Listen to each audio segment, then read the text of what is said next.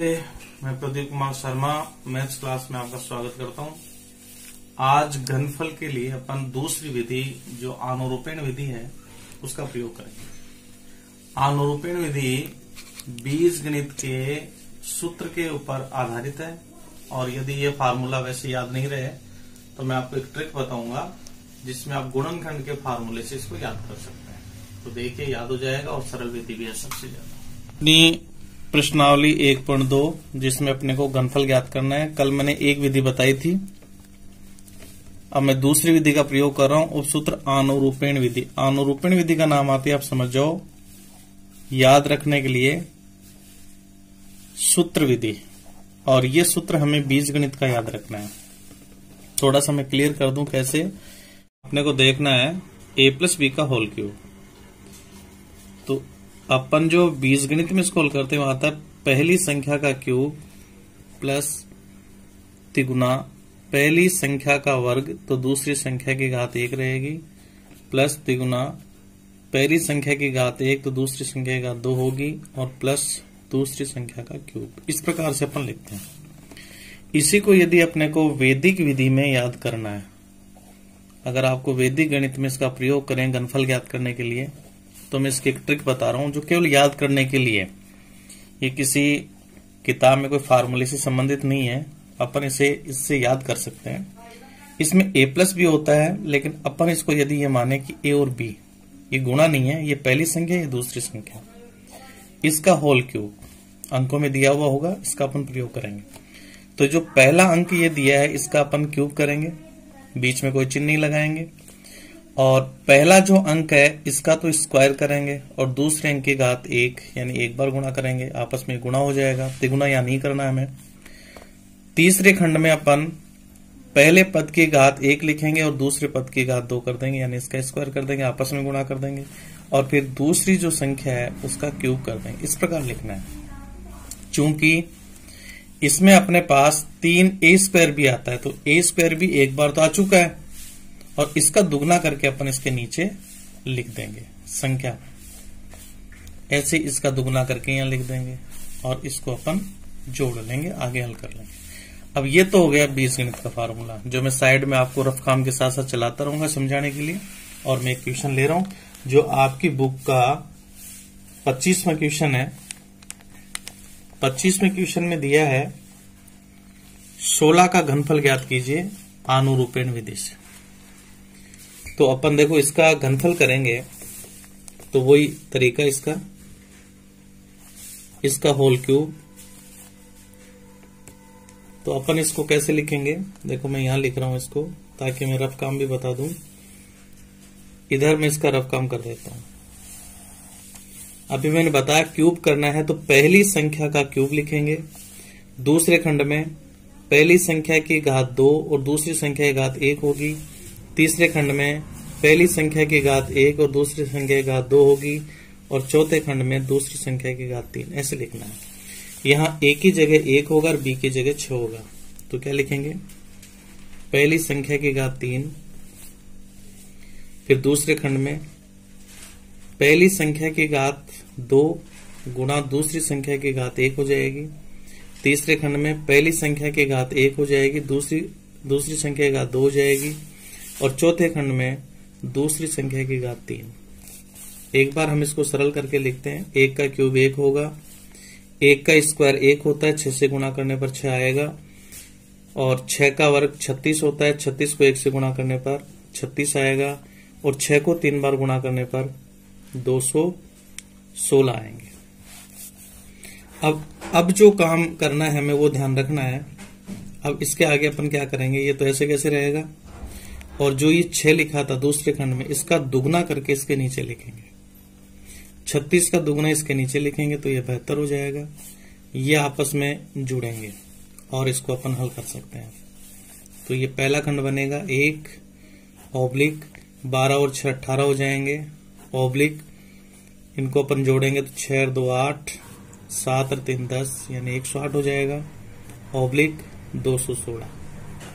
अब चूंकि घनफल में हमेशा याद रखना है प्रत्येक खंड में, जो आपके पास दूसरा तीसरा चौथा खंड है, प्रत्येक खंड में एक एक अंक रहेगा और बाकी 2 अंक आगे के अंक में जुड़ते हुए चलेंगे। तो कैसे देखो, पहले 6 और अगर वैसे गलती होने का चांस रहता है अपन जोड़ लेते हैं। अब 108 में जुड़ेगा 21, तो मैं यार अब बता देता हूं। 108 में 21 को जब जोड़ा जाएगा तो ये हो जाएगा 129। 129 का यहाँ 9 आएगा, और जो ये 12 है, यहाँ 10 दिखाई दे रहा है लेकिन इसके हासिल यहाँ 12 जुड़ेगी क्योंकि 12 आगे आएंगे, और 12 और 18 ये जुड़ करके हो जाते हैं 30। 30 का यहाँ पर 0 आएगा और ये हासिल की 3 उसमें जुड़ेगी। यहाँ 1 दिखाई देता है लेकिन यहाँ 3 जोड़ेंगे, 3 और 1 4 हो जाएगा। इस प्रकार ये इसका हल होगा। अगला क्वेश्चन ले रहा हूं, फिर क्लियर हो जाएगा। 26वें क्वेश्चन में है 33, इसका क्यूब करना है। अब मैं डायरेक्ट लिख रहा हूं। पहला अंक 3 है तो पहली संख्या का क्यूब करेंगे, फिर पहली संख्या का स्क्वायर होगा गुणा दूसरी संख्या की घात 1 रहेगी, फिर पहली संख्या की घात 1 हो जाएगी, दूसरी संख्या की घात 2 हो जाएगी, और फिर दूसरी संख्या जो 3 है उसका क्यूब हो जाएगा। इसको सरल करेंगे तो यह आएगा 27, और ये होगा 3 3 9, 9 3 27, और ये हो जाएगा 3 3 9 9 3 27, और ये 27। देखो कितना अच्छा फार्मूला बना है, सब में 27 आ रहे हैं। फिर दूसरे और तीसरे खंड में 27 का दुगना यहाँ जोड़ेंगे, 27 दोनों 54, तो 54 को आप यहाँ जोड़ देंगे। अब जैसे ही हम इसका योग करेंगे तो हमारे पास 4 खंड बनेंगे। पहले खंड में 27 आएगा, दूसरे खंड में 7 और 4 11 हासिल की 1, 6 और 2 8 81, तीसरे खंड में भी 81 आएगा, और चौथे खंड में 27।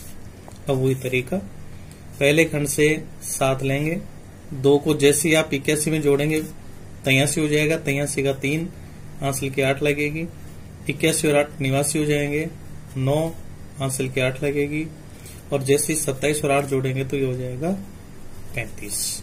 इस प्रकार इसका गणफल होगा। फिर आगे फिर लेते हैं अपन क्वेश्चन। जैसे इसका 27वां क्वेश्चन है, इसमें दिया है 41, इसका क्यूब। तो पहली संख्या यहाँ पर 4 है, दूसरी संख्या 1 है, तो पहली संख्या का क्यूब दूसरे खंड में लिखेंगे।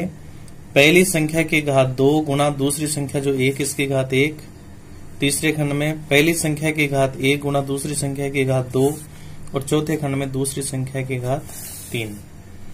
इसको सरल करने से आएगा, 4 को 3 बार गुणा करने से आएगा 4 चौक 16, 16 चौक 64, और ये हो जाएगा 4 चौक 16, 16 एकम 16, और ये 4 और ये 1 एकम 1, यानी 4 एकम 4, और ये 1। दूसरे और तीसरे खंड में दुगना करके जोड़ते हैं। 16 का दुगना होगा 32, और 4 का दुगना होगा 8। इसको अपन जोड़ देंगे, 4 खंड बनेंगे, 64 लिख देंगे। इसको आप जोड़ेंगे 16 और 32 ये 48 हो जाएंगे, 8 और 4 ये 12 हो जाएंगे, और ये 1। अब उसी क्रम में आप हल करते हुए पहले खंड से 1 लेंगे, दूसरे खंड जो दूसरे खंड में दिखाई दे रहा है यहाँ से 2 आ जाएगा, और दूसरा जो अंक 1 है वो 48 में जुड़ जाएगा, 49 का 9 हो जाएगा, हासिल की 4 लगेगी, जो 64 में जोड़ देंगे 68 हो जाएगा। ये इसका हल हो गया। ऐसे इसका क्वेश्चन 28वां दिया है, वो है 52, और 52 का जब क्यूब करेंगे, आप विधि पढ़ रहे हैं आनुरूपेण विधि, याद करने के लिए बीजगणित के सूत्र विधि से। पहले अंक का क्यूब, दूसरे खंड में पहले अंक का स्क्वायर दूसरी संख्या की घात 1 रहेगी, तीसरे खंड में पहली संख्या की घात 1 और दूसरी संख्या की घात 2 रहेगी, और तीसरे खंड में दूसरी संख्या की घात 3 कर रहे हैं। तो अपने पास आएगा 55 25, ये 125 हो जाएगा, और ये 55 25, 25 को 2 से गुणा करेंगे ये 50 हो जाएगा, और ये 2 दूनी 4, 5 से गुणा होगा ये 20 हो जाएगा, और 2 को 3 बार गुणा करने से 8 आएगा। दूसरे और तीसरे खंड में 50 का दुगना 100 जोड़ेंगे, 20 का दुगना 40 जोड़ेंगे, ऐसा करने से यहाँ तिगुना हो जाता है ये। और फिर 4 खंड बना लेंगे, 125 ऑब्लिक 100 और 50 हो गए 150, ऑब्लिक 40 और 20 ये 60 हो गए, ऑब्लिक 8। फिर उसी क्रम में जोड़ते हुए 8, इसका पहला अंक 0 ऐसे कैसे आएगा। 6 को आप 150 में जोड़ेंगे तो 156 का 6 होगा, हासिल की यहाँ 15 जुड़ेगी, तो 125 में 15 जोड़ने पर ही आएगा 140। इस प्रकार आप ये कर सकते हैं। अब देखो ये तो थे दो अंकों के। मैं एग्जाम्पल के लिए मान लो आपकी परीक्षा में 3 अंक आ जाएं तो क्या करें। जैसे मान लो ये आ गया 105। अब ये फार्मूला तो 2 अंकों का ही होता है, पहली संख्या दूसरी संख्या, इसका क्यूब करना है। तो ये बड़ा आसान तरीका है, याद रखना। इकाई वाले अंक को तो अकेला रखना है और जो दहाई और सैकड़े पर जो अंक है दोनों को मिलाकर हम एक संख्या मानेंगे। यानी 10 एक संख्या रहेगी और दूसरी संख्या यहाँ 5 होगी।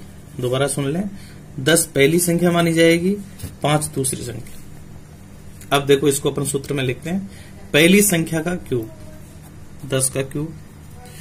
फिर दूसरे खंड में पहली संख्या की घात लिखेंगे 2 गुणा दूसरी संख्या की घात 1 हो जाएगी। तीसरे खंड में पहली संख्या की घात 1 हो जाएगी, दूसरी संख्या की घात 2 हो जाएगी। और पहला खंड हो गया, दूसरा खंड हो गया, तीसरा हो गया और चौथे खंड में 5 की घात 3 हो जाएगी। अब इसको अपन सरल करेंगे, 10 को 3 बार गुणा करने से आएगा 1000 और 10 दाई 100, 100 को 5 से गुणा करने पर आएगा 500, 55 25, 25 को 10 से गुणा करने पर आएगा 250 और 5 को 3 बार गुणा करने पर आएगा 125। अब दूसरा और तीसरे खंड की जो संख्या उसका दुगना इसमें जोड़ेंगे तो 500 का दुगना होता है 1000, ये इसमें जुड़ेगा। 250 का दुगना होता है 500, ये आप इसमें जोड़ दें। और जोड़ने से 4 खंड बनेंगे। पहले खंड में आएगा 1000, दूसरे खंड में 1000 में 500 जोड़ेंगे तो यह आएगा 1500। तीसरे खंड में 500 और 250 750 हो जाएंगे और चौथे खंड में 125। नियम वही, प्रत्येक खंड में एक अंक रहेगा और मैं देखो यहाँ जोड़ता हुआ चलूंगा साइड में। पहला अंक 5 ऐसे ही आ जाएगा। अब ये 12 को जोड़ना है 750 में, 750 में 12 को जोड़ना है तो ये जुड़ेगा तो ये आएगा 762। 762 का 2 तो यहाँ रहेगा और जो छिहत्तर है, ध्यान देना मैं इधर बता रहा हूं साइड में, यहाँ 762 आ गया। 762 में 2 तो हमने यहाँ लिख दिया और जो ये 76 बचा है ये 76 आगे जुड़ेगा। तो जैसे अपन 1500 में 76 को जोड़ते हैं तो 1576 आता है। इसका 6 तो रहेगा यहाँ और आगे जो होगा वो 157 वो इसमें जुड़ेगा। कहने का मतलब ये 157 1000 में जोड़ना है तो ये आएगा 7511 यानी 1157 यहाँ लिखा जाएगा। इस प्रकार ये घनफल हो जाएगा। मैंने 3 अंकों का भी बता दिया, 2 का भी बता दिया। बड़ी इजी विधि है, आराम से कर सकते हैं।